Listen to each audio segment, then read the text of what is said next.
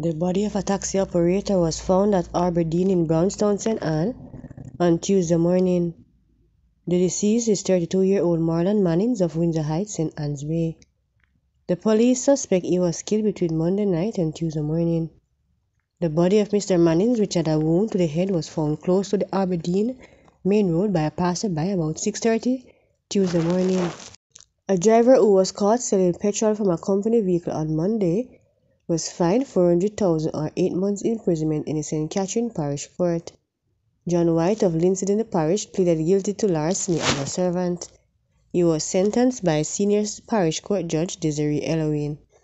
Facts are that on February 1, White, who was employed as a driver at Worthy Park Estate, was tracked to Eatfield District near Linstead, where he was caught selling gallons of petrol, which was stolen from the vehicle he was assigned.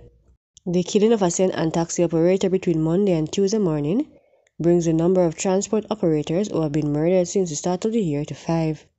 That's according to President of the Transport Operators Development Sustainable Services, Hector Newman.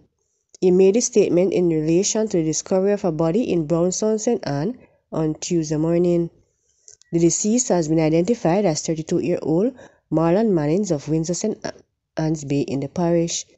Police said he was found by residents with gunshot wound to the head. According to Newman, Manning's death is another attack on one of the island's most important service providers. It is surprising that we continue to have the ongoing state of murder of our service providers, our first respondent in providing transportation for our people. This is the 5th taxi operator to be killed by hoodlums since the start of the year, he said.